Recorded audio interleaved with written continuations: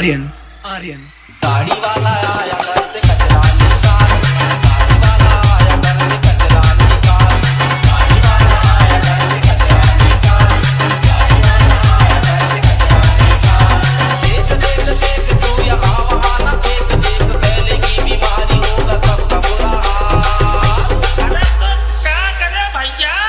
गाड़ी वाला आया घर से कचरा निकाल, गाड़ी वाला आया घर से कचरा निकाल, गाड़ी वाला आया घर से कचरा निकाल, गाड़ी वाला आया घर से कचरा निकाल।